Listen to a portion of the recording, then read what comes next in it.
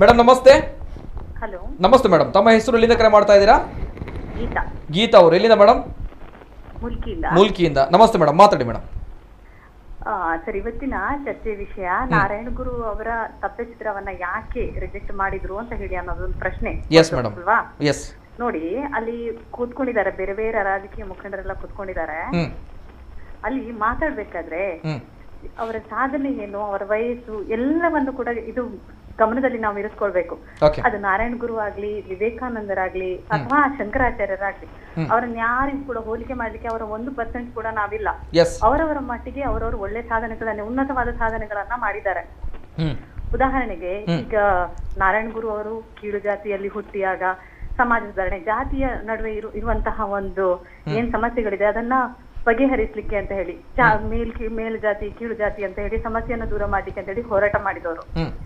ಅದೇ ವಿವೇಕಾನಂದರು ಕೂಡ ಅವರ ಹಿಂದೆನೆ ಹುಟ್ಟಿ ಎಷ್ಟೋ ಸಾಧನೆಗಳನ್ನ, ನಮ್ಮ ಭಾರತವನ್ನೇ ವಿಶ್ವಗುರುವನ್ನಾಗಿ ಮಾಡಿದವರು.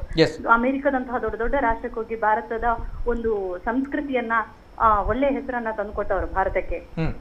ಅದೇ ರೀತಿ ಶಂಕರಾಚಾರ್ಯರು ಕೂಡ ತುಂಬಾ ಶಾರ್ಟ್ ಪೀರಿಯಡ್ ಆಫ್, ಅವ್ರು ಜೀವಿಸಿದೇ ಕೆಲವು ವರ್ಷ, ಒಂದು 32-33 ವರ್ಷ ಏನೋ ಬದುಕಿದ್ದಾರೆ ಅವರು.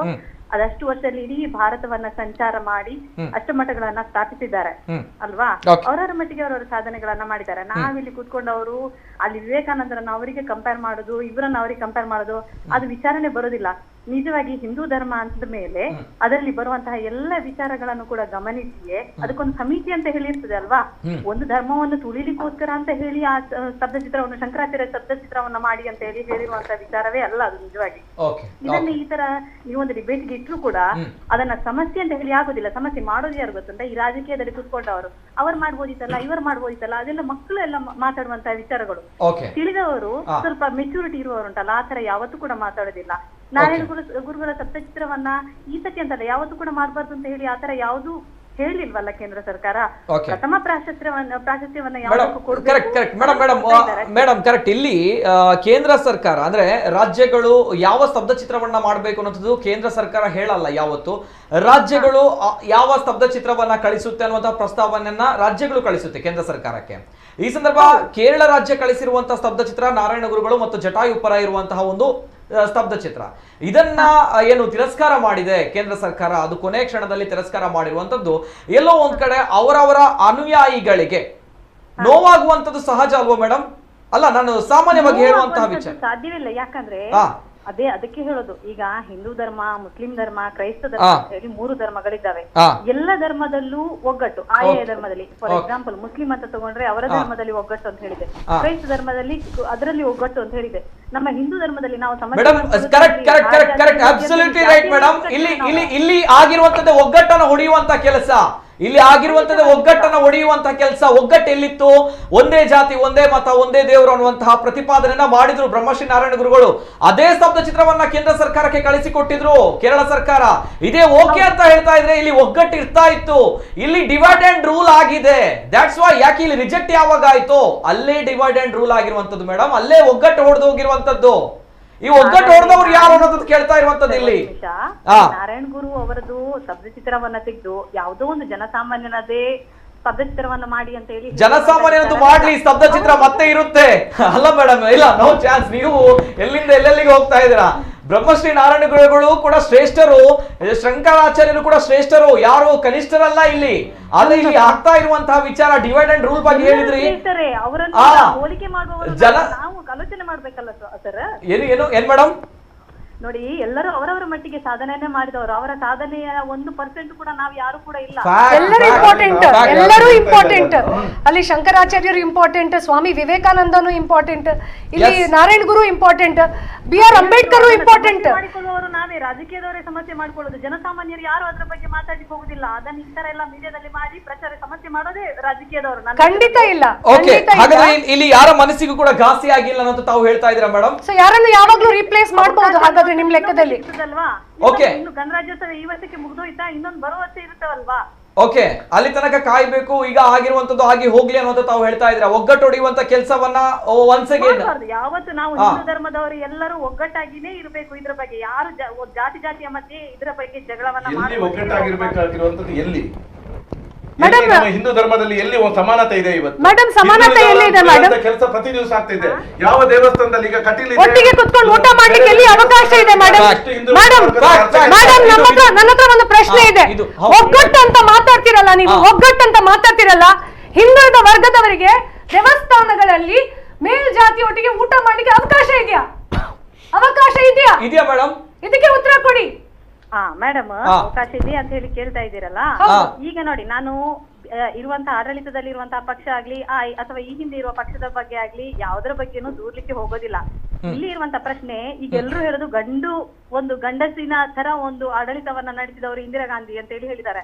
ಅಂತ ಅವರ ಕಾಲದಲ್ಲೇ ಏನು ಮಾಡ್ಲಿಕ್ಕೆ ಆಗ್ತಾ ಅಲ್ಲ, ನಾವೀಗ ಜಾತಿ ಬಗ್ಗೆ ಮಾತಾಡ್ತಾ ಇದ್ದೇವೆ. ರಾಜಕೀಯ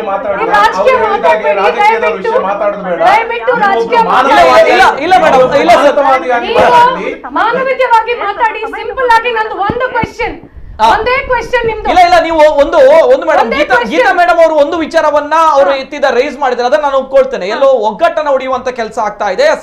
ಅಬ್ಸಲ್ಯೂಟ್ಲಿ ನಾವು ಒಪ್ಕೊಳ್ಬೇಕಾಗುತ್ತೆ. ನಾನು ಒಂದು ವಿಷಯ ಹೇಳ್ತೇನೆ. ಇಲ್ಲಿ ನಾರಾಯಣಗುರು ಶಬ್ದಚಿತ್ರದ ಬದಲು ಅದು BR ಅಂಬೇಡ್ಕರ್ ಪ್ರತಿಮೆಯನ್ನು ಅಲ್ಲಿ ಇಟ್ಟು ಅದನ್ನ ತೆಗಿಬೇಕಂದ್ರೆ ನಂದು ಅಬ್ಜೆಕ್ಷನ್ ಇತ್ತು.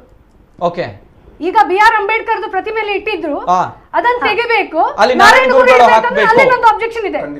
ಖಂಡಿತ ಅಬ್ಜೆಕ್ಷನ್ ಇದೆ. ಯಾಕೆ ಗೊತ್ತಾ? ಇವರೆಲ್ಲ ಸಾಧಕರು, ಇವರೆಲ್ಲ ರಿಫಾರ್ಮರ್ಸ್, ಇವರಿಷ್ಟು ತ್ಯಾಗ ಬಲಿದಾನಗಳಲ್ಲಿ ನಾವ್ ಇವತ್ತು ಇಂಡಿಪೆಂಡೆನ್ಸ್ ಅನ್ನು ಎಂಜಾಯ್ ಮಾಡ್ತಾ ಇದ್ದೇವೆ. ಗೊತ್ತಾಯ್ತಾ? ಪ್ರತಿಯೊಬ್ಬರಿಗೆ ಅವರದೇ ಆದ ಒಂದು ಮಹತ್ವ ಇದೆ. ಹೇಳಿ ಮೇಡಮ್, ಮಾತಾಡಿ.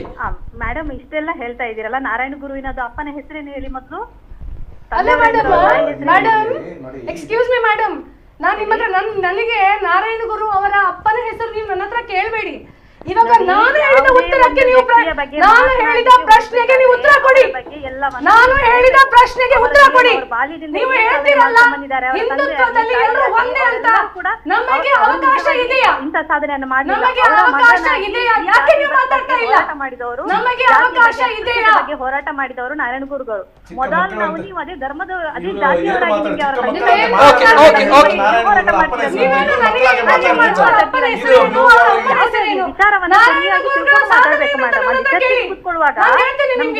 ಮಾತನಾಡುವ ವಿಚಾರದ ಬಗ್ಗೆ ಪೂರ್ತಿಯಾಗಿ ಜ್ಞಾನ ಇರ್ಬೇಕು ನಮ್ಗೆ. ಮೊದಲು ಸುಮ್ನೆ ಮಾತಾಡಿದ್ರೆ ಅದಕ್ಕೊಂದು ವ್ಯಾಲ್ಯೂ. BR ಅಂಬೇಡ್ಕರ್ ಅವರ ಅಪ್ಪನ ಹೆಸರು ಹೇಳಿ ಮೇಡಮ್. BR ಅಂಬೇಡ್ಕರ್ ಅವರ ಅಪ್ಪನ ಹೆಸರು ಹೇಳಿ. ಶಂಕರಾಚಾರ್ಯರವರ ಅಪ್ಪನ ಹೆಸರು ಹೇಳಿ. ಇವಾಗ ನೀವು ಶಂಕರಾಚಾರ್ಯರ ಅವರ ಪ್ರತಿಮೆ ಇಡಬೇಕು ಅಂತ ಹೇಳಿ ವಾದಿಸ್ತಾ ಇದ್ದೀರಲ್ಲ, ಅವರ ಅಪ್ಪನ ಹೆಸರು ಹೇಳಿ. ನೀವು ನೋಡಿ, ಶಂಕರಾಚಾರ್ಯರ ಪ್ರತಿಮೆಯನ್ನು ಇಡಬೇಕು ಅಂತ ಹೇಳಿ ಹೇಳ್ತಾ ಇಲ್ಲ ನಾನು. ಯಾರು ಹಿಂದೂ ಧರ್ಮದಲ್ಲಿ ಒಳ್ಳೆಯ ಮಾಡಿದವರು, ಅರ್ಥ ಆಯ್ತಾ? ಅವರ ಶಾರ್ಟ್ ಅವರ ಅತ್ಯುನ್ನತವಾದ ಸಾಧನೆಯನ್ನ ಮಾಡಿದ್ದಾರೆ. ಶಂಕರಾಚಾರ್ಯರು ಎಷ್ಟು ಶಕ್ತಿಪೀಠಗಳನ್ನು ಮಾಡಿದ್ದಾರೆ, ಎಲ್ಲೆಲ್ಲಿದೆ ಅಂತ ಹೇಳಿ. ಶಕ್ತಿಪೀಠಗಳನ್ನ ಮಾಡಿದ್ದಾರೆ ಮೇಡಮ್, ಅಷ್ಟಮಠಗಳನ್ನು ಸ್ಥಾಪಿಸಿದ್ದಾರೆ. ಸರಿ ಮೇಡಮ್, ಸರಿ. ಇಲ್ಲ ಮೇಡಮ್, ಈಗ ತಮ್ಮ ಪ್ರಕಾರ ಹಾಗಾದ್ರೆ ಈ ನಡೆ ಏನಿದೆ, ಕೇಂದ್ರ ಸರ್ಕಾರದ ನಡೆ ಸರಿಯಾಗಿದೆ ಅನ್ನುವಂಥದ್ದು ತಾವು ಹೇಳ್ತಾ ಇದ್ದೀರಾ. ಜೊತೆಗೆ ಇಲ್ಲಿ ಗುರುವಿಗೆ ಅವಮಾನ ಆಗಿಲ್ಲ ಅನ್ನೋದು ತಾವು ಹೇಳ್ತಾ ಇದ್ದೀರಾ.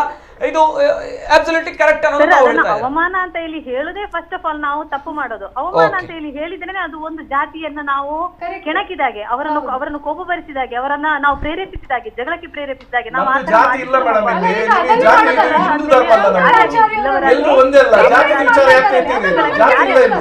ಮೇಡಮ್, ಇಲ್ಲಿ ಜಾತಿಯಲ್ಲಿ ಬರುತ್ತೆ ಮೇಡಮ್, ಜಾತಿಯಲ್ಲಿ ಬರುತ್ತೆ. ಇಲ್ಲಿ ನಾವೆಲ್ಲ ಹಿಂದೂ ಒಂದಲ್ವಾ? ಜಾತಿ ಅಂತಲೇ ನೀವು ಅಲ್ಲಿ ಮಾತಾಡ್ತಾ ಇದ್ದೀರಲ್ಲ ಸ್ವಾಮಿ. ಓಕೆ, ಸರಿ. ಓಕೆ ಮೇಡಮ್, 1 ಮಿನಿಟ್ ಮೇಡಮ್, ಒಂದು ಮಿನಿಟ್ ಮೇಡಮ್, ಇಲ್ಲಿ ಕೇಳಿ. ಇಲ್ಲ ಸಮಾಜದಲ್ಲಿ ಏನು ಪರ ಮತ್ತು ವಿರೋಧವಾಗಿರುವ ಚರ್ಚೆಗಳು ಕೇಳಿ ಕನ್ಕ್ಲೂಷನ್ ಕೊಡ್ಬೇಕು. ಅದಕ್ಕೋಸ್ಕರ ಗೀತವರನ್ನ ಕಾಲ್ ಅಲ್ಲಿ ನಿಲ್ಲಿಸಿದ್ದೇನೆ, ಯಾಕಂದ್ರೆ ಸತ್ಯ ವಿಮರ್ಶೆ ಆಗಿದೆ. ಮೇಡಮ್, ಈಗ ನಾವ್ ಯಾವುದೇ ರಾಜಕೀಯ ಪಕ್ಷದಿಲ್ಲ, ಯಾವ್ದ್ರಲ್ಲಿಲ್ಲ, ಸಾಮಾನ್ಯ ಜನರ ಧ್ವನಿಯಾಗಿದ್ದೇನೆ. ನಾನೀಗ ನಿಮ್ಮಲ್ಲಿ ಎಂತ ಕೇಳುದು, ಯಾವುದೇ ಪೊಲಿಟಿಕಲ್ ಪಾರ್ಟಿ ನನ್ಗಿಲ್ಲ. ಅದೇ ಮನೋಭಾವನೆಯಲ್ಲಿ ನೀವು ಕೂಡ ನನಗೆ ಆನ್ಸರ್ ಕೊಡ್ಬೇಕು. ಈಗ ನಾರಾಯಣ ಗುರುಗಳದ್ದು ಒಂದು ಇದನ್ನು ಕಳಿಸಿದ್ದಾರೆ ಟ್ಯಾಬ್ಲೋ, ಅಲ್ಲಿ ಕಳಿಸಿ ಆ ಟ್ಯಾಬ್ಲೋ ಎಲ್ಲ ಸರಿ ಇದೆ, ಆ ನಾರಾಯಣ ಗುರುವನ್ನು ರಿಜೆಕ್ಟ್ ಮಾಡಿ ಇನ್ನೊಬ್ಬರನ್ನ ಹಾಕಿ ಅಂತ ಹೇಳಿದ್ರೆ ಸರಿಯಾ? ನೀವು ಅಷ್ಟೇ ಆನ್ಸರ್ ಕೊಡಿ ಫಸ್ಟಿಗೆ. ಸಮಿತಿಗಳು ಒಂದು ಸಮಿತಿ ಅಂತ ಅಲ್ಲ, ನೀವು ಸಮಿತಿ ಗಿಮಿತಿ ಬಿಟ್ಟಾಕಿ. ಸಮಿತಿ ಅಂತ ಹೇಳಿದಾಗ ಅಲ್ಲಿ ನೀವು ಹೇಳಿದ ರಾಜಕೀಯ ವ್ಯಕ್ತಿಗಳು ಬರ್ತಾರೆ. ಇಲ್ಲಿ ನಾನು ಆಸ್ ಎ ಹ್ಯೂಮನ್ ಬೀಯಿಂಗ್, ನೀವು ಹೇಳಿದ್ರಿ ಮಾನವ ಅಂತ ಹೇಳಿದ್ರಲ್ಲ, ಅದೇ ಮನುಷ್ಯನ ಇದ್ರಲ್ಲಿ ಹೇಳ್ತಿದ್ದೀನಿ. ಸಮಿತಿಯಲ್ಲಿರುವವರು ರಾಜಕೀಯ ಪಕ್ಷಕ್ಕೆ ಸಂಬಂಧಪಟ್ಟವರು. ಅದರಿಂದ ಹೊರಗೆ ಬಂದು ನೀವು ಮಾತಾಡಿ ಆ ಇದನ್ನು ರಿಜೆಕ್ಟ್ ಮಾಡಿದ್ದು ಸರಿಯಾ? ಅದು ಪಕ್ಷ ಬಿಟ್ಟಾಕಿ, ಕಾಂಗ್ರೆಸ್ ಇರ್ಲಿ ಬಿಜೆಪಿ ಇರ್ಲಿ ನಮ್ಗೆ ಬೇಡ. ಒಬ್ಬ ಮಹಾನ್ ವ್ಯಕ್ತಿಯನ್ನು ರಿಜೆಕ್ಟ್ ಮಾಡಿದ್ದು ಸರಿಯಾ? ಫಸ್ಟ್ ಅದನ್ನ ಹೇಳಿ. ನಮ್ಗೆ ಇಲ್ಲಿ ಆಯ್ಕೆಗಳೇ ಸ್ವಲ್ಪ ಅಲ್ಲ ಸರ್. ನೋಡಿ ದೀಪು ಶೆಟ್ಟಿಗಾರ್ ಅವರೇ, ಈಗ ನಾವು ನಾರ್ಮಲಿ ಈಗ ಚುನಾವಣೆಗೆ ಯಾರಾದ್ರೂ ನಿಂತರು ಇಲ್ಲ, ಚುನಾವಣೆ ಬೇಡ, ಇಲೆಕ್ಷನ್ ಬೇಡ, ಎಂತ ಬೇಡ. ನಾನಿಲ್ಲಿ ನೀವು ಮ್ಯಾಟ್ರಿ madam as a human being ಮಾತಾಡ್ತಾ ಇದ್ದೇನೆ. ಎರಡೇ ಆನ್ಸರ್, ನಾರಾಯಣ ಗುರುಗಳ ಇದನ್ನು ರಿಜೆಕ್ಟ್ ಮಾಡಿಲ್ಲ ಸರಿಯಾ? ಸಿಂಪಲ್ ಆನ್ಸರ್ ಮೇಡಮ್, ಯಾಕಂದ್ರೆ ಸರಿಯಾ? ಇದನ್ನು ಎಷ್ಟು ಒನ್ ವರ್ಡ್ ಅಲ್ಲಿ ದಯಮಾಡಿ ನಿಮ್ಗೆ ನಾನು ಎಸ್ ಒನ್ ವರ್ಡ್ ಅಲ್ಲಿ ದಯಮಾಡಿ ಮೇಡಮ್ ಹೇಳಿ. One word. ಅದೇ ನಾರಾಯಣ ಗುರುಗಳ ಶಬ್ದ ಚಿತ್ರವನ್ನು ಕಳಿಸಿದ್ದೇವೆ, ಅದನ್ನು ರಿಜೆಕ್ಟ್ ಮಾಡಿ ಇನ್ನೊಬ್ಬರದ್ದು ಹಾಕಿ ಅಂತ ಹೇಳಿದ್ದು ಸರಿಯಾ? ಇಬ್ರು ಮಹಾನ್ ವ್ಯಕ್ತಿಗಳೇ, ನಾವು ಶಂಕರಾಚಾರ್ಯನ ದೂರ ಇರುದಿಲ್ಲ, ಅವರ ಕಾಲಿಗೆ ಅಡ್ಡ ಬಿಟ್ಟು ನಮ್ಮ ಗುರುಗಳು, ನಾನು ಮತ್ತೊಮ್ಮೆ ಹೇಳ್ತೇನೆ, ನಮ್ಮ ಜಾತಿಯ ಗುರುಗಳು, ನಾನು ಅವರನ್ನು ಬಿಟ್ಟು ಕೊಡುದಿಲ್ಲ, ಅವರು ನಮ್ಮ ಜಾತಿಯ ಗುರುಗಳೇ, ಒಳ್ಳೆ ವ್ಯಕ್ತಿಗಳು, ಅವರ ಕಾಲಿಗೂ ನಾವು ಸಮ ಇಲ್ಲ. ಆದ್ರೆ ಒಬ್ಬ ಮಹಾನ್ ವ್ಯಕ್ತಿಯನ್ನು ಅಲ್ಲಿ ಕಳಿಸಿ ಸಮಾಜದಲ್ಲಿ ಎಲ್ಲರನ್ನು ಸಮಾನವಾಗಿ ಕಂಡಂತ ವ್ಯಕ್ತಿಯನ್ನು ಅವಮಾನ ಮಾಡಿದ್ದಲ್ವಾ? ಈಗ ನೀವು ಇನ್ನೊಬ್ಬರ ಮನೆಗೆ ಹೋದಾಗ ಮಾಡಿದ್ದು ಅಂತ ಹೇಳಿ ನಾವೇ ಹೇಳಿಕೊಳ್ಳುವಂತ ಅಲ್ಲ, ಮತ್ತೆಂತ ನಿಮ್ಮ ಪ್ರಕಾರದಲ್ಲಿ ಎಂತ? ಹಾಗಾದ್ರೆ ಈಗ ಒಬ್ಬ ವ್ಯಕ್ತಿ, ಈಗ ನೀವು ನನ್ನ ಮನೆಗೆ ನೀವು ನನ್ನ ಮನೆಗೆ ಬರ್ತೀರಾ, ನಾವು ಬರ್ಬೇಡಿ ಅಂತ ಹೇಳಿ ಮತ್ತೊಬ್ಬರನ್ನು ಕಳಿಸಿ ಅಂತ ನಿಮ್ಮ ಮನೆಯಿಂದ ಹೇಳಿದ್ರೆ ನಿಮ್ಗೆ ಬೇಜಾರಾಗಲ್ವಾ? ಅವಮಾನ ಅಲ್ವಾ? ಅದು ಸನ್ಮಾನವಾ? ಅಲ್ಲ, ಈಗ ಒಬ್ಬರನ್ನು ರಿಜೆಕ್ಟ್ ಮಾಡ್ಬೇಕಂತ ಹೇಳಿದ್ರೆ ರೀಸನ್ ಬೇಕು, ಕಾರಣ ಬೇಕು. ಕಾರಣ ಇಲ್ಲದೆ ರಿಜೆಕ್ಟ್ ಮಾಡುವಾಗಿಲ್ಲ ಅಲ್ಲ. ಯಾಕಂತ ಹೇಳಿದ್ರೆ ಈಗ ನಾನು ದೀಪು ಶೆಟ್ಟಿಗಾರ್ ಹೋದಾಗ ರಿಜೆಕ್ಟ್ ಮಾಡಿದ್ರೆ ಸಾಯ್ಲಿ, ಯಾಕಂತ ಹೇಳಿದ್ರೆ ನಮ್ಮ ಕೊಡುಗೆ 0 ಇರಬಹುದು, ಬಟ್ ಅವರ ಕೊಡುಗೆ ಎಷ್ಟಿದೆ ಸಮಾಜಕ್ಕೆ? ಇವತ್ತು ನಾವು ಸಾಮಾನ್ಯ ವರ್ಗದ ಜನರು ಧ್ವನಿ ಎತ್ತಿದ್ದೇವೆ ಅಂತ ಹೇಳಿದ್ರೆ ಕಾರಣ ಅವರು. ಮೊದಲ ಪ್ರಾಶಸ್ತ್ಯ ಯಾವುದಕ್ಕೆ ಕೊಡ್ಬೇಕು ಅದನ್ನ ಕೊಟ್ಟಿದ್ದಾರೆ ಅಷ್ಟೇ. ಮೊದಲ ಪ್ರಾಶಸ್ತ್ಯ ನೋಡಿ, ನೀವು ಇಲ್ಲಿ ಭೇದ ಭಾವ ಮಾಡ್ತಿದ್ದೀರ. ಮೊದಲ ಪ್ರಾಶಸ್ತ್ಯ ಅದ್ರ ಅರ್ಥ ಏನು? ಮೊದಲ ಪ್ರಾಶಸ್ತ್ಯ ಅವರಿಗೆ ಕೊಡ್ಬೇಕಂತ ಅರ್ಥ ಏನು? ಮೊದಲ ಪ್ರಾಶಸ್ತ್ಯ ಒನ್ಸ್ ಅಗೇನ್, ಈ ಮೊದಲ ಪ್ರಾಶಸ್ತ್ಯ ಅನ್ನುವಂಥದ್ದು ನೋಡಿ, ಇದೇ ನಮ್ಮ ಸಮಾಜದಲ್ಲಿ ತುಳಿಯುವಂತಹ ವಿಚಾರ. ಮೊದಲ ಪ್ರಾಶಸ್ತ್ಯ ಇಲ್ಲ 33 ವರ್ಷಗಳ ಕಾಲ ಬದುಕಿದ್ದಾರೆ. ಬೇಡ, ಮೊದಲ ಪ್ರಾಶಸ್ತ್ಯ ಈ ಒಂದು ವಿಚಾರಕ್ಕೆ ಕ್ಲಾರಿಫಿಕೇಶನ್ ಕೊಡಬೇಕು ತಾವು. ಒಂದು 80-90 ವರ್ಷಗಳ ಕಾಲ ಬದುಕಿದ್ದಾರೆ ನಾರಾಯಣ ಗುರು ಅವರು. ಅವರ ಟೈಮ್ ಪೀರಿಯಡ್ ನ ಸಾಧನೆ ಏನ್ ಮಾಡಿದ್ದಾರೆ, ಇವರ ಟೈಮ್ ಪೀರಿಯಡ್ ನ ಮೇಡಮ್ ತಾವು ಎಲ್ಲ ಸಾಧನೆಗಳನ್ನ ತಾವು ಅಳಿತು ತೂಗಿದ್ದೀರಾ ಈಗಾಗಲೇ, ತಕ್ಕಡಿಯಲ್ಲಿ ಹಾಕಿ ಅಳಿತು ತೂಗಿದ್ದೀರಾ. ಕಮ್ಯುನಿಟಿಯಲ್ಲಿ ಏನು ಸಾಧನೆ ಮಾಡಿದ್ದಾರೆ ಅವರಿಗಿಂತ ಬೇರೆಯವರು ಮೇಲು ಅಂತ ನೀವು ಹೇಳ್ತಾ ಇದ್ದೀರಿ, ಮತ್ತೆ ಸಮಾಜವನ್ನು ವಿಭಜನೆ ಮಾಡ್ತಾ ಇದ್ದೀರಿ. ಮೇಲು ಕೆಳಗೆ ಅಂತ ಹೇಳುವಂತದ್ದು ಮೊದಲ ಪ್ರಶಸ್ತಿ ಅಂದ್ರೆ ಅರ್ಥ ನಿಮ್ಮ ಹತ್ರ ನಾನು ಸಿಂಪಲ್ ಕ್ವೆಶ್ಚನ್ ಕೇಳ್ತಾ ಇದ್ದೀನಿ. ಒಂದ್ ನಿಮಿಷ ಮೇಡಮ್, ನನಗೆ ಮಾತಾಡ್ಲಿಕ್ಕಿದೆ ನಿಮ್ಮ ಹತ್ರ. ಒಂದೇ ಸಿಂಪಲ್ ಕ್ವೆಶ್ಚನ್ ನಿಮ್ಮ ಹತ್ರ ನಾನು ಕೇಳ್ತಾ ಇದ್ದೀನಿ ಮೇಡಮ್, ನೀವು ಯು ಆರ್ ಆನ್ಸರೇಬಲ್, ನಿಮ್ಮ ಆನ್ಸರ್ ಮಾಡ್ಬೇಕು ನನಗೆ. ಈ ದೇವಸ್ಥಾನಗಳಲ್ಲಿ ಹಿಂದುಳಿದ ವರ್ಗಗಳನ್ನು ಅಥವಾ ಬೇರೆ ಜಾತಿಯವರನ್ನು ಮೇಲ್ವರ್ಗದವರೊಟ್ಟಿಗೆ ಊಟಕ್ಕೆ ಕುತ್ಕೊಳ್ಳಿಸುದಿಲ್ವಾ? ಕುತ್ಕೊಳ್ಳಿಸುದಿಲ್ಲ. ಅದು ಸರಿಯಾ ತಪ್ಪ? ಅದು ಸರಿಯಾ ತಪ್ಪ? ಅದು ಸರಿಯಾ ತಪ್ಪ? ಓಕೆ ಮೇಡಮ್ ಅದು ಸರಿಯಾ ತಪ್ಪ? ಅಲ್ಲ, ಅದು ಸರಿಯಾ ತಪ್ಪ ಅಂತ ನೀವು ಹೇಳ್ಬೇಕು. ಓಕೆ, ಮೊದಲ ಸರಿ ಹೇಳ್ಬೇಕು, ತಪ್ಪಾದ್ರೆ ತಪ್ಪ ಅಂತ ಹೇಳ್ಬೇಕು. ಮೇಡಮ್, ಒಂದು ಮೊದಲ ಪ್ರಾಶಸ್ತ್ಯ ತಾವು ಹೇಳಿದ್ರಿ, ತಾವು ಹೇಳಿರುವಂತದ್ದು ಅವರವರ ಸಾಧನೆಗಳ ಮೇಲೆ ಅಳೆದು ತೂಗಿ ಮೊದಲ ಪ್ರಾಶಸ್ತ್ಯವನ್ನ ಕೊಟ್ಟಿದ್ದಾರೆ ಅನ್ನುವಂಥದ್ದು ತಾವು ಹೇಳ್ತಾ ಇದ್ದೀರಾ.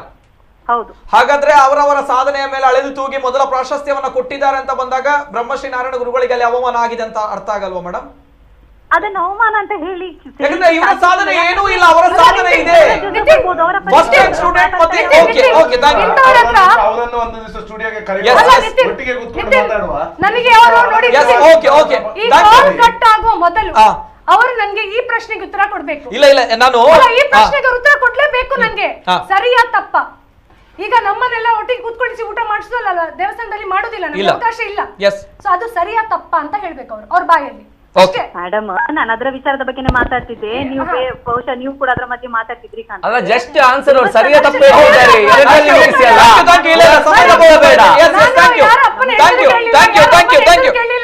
ನಾನು ಬರೀ ಒಂದು ಸಿಂಪಲ್ ಸಾಮಾಜಿಕ ಪ್ರಶ್ನೆ ಕೇಳಿದ್ದೇನೆ.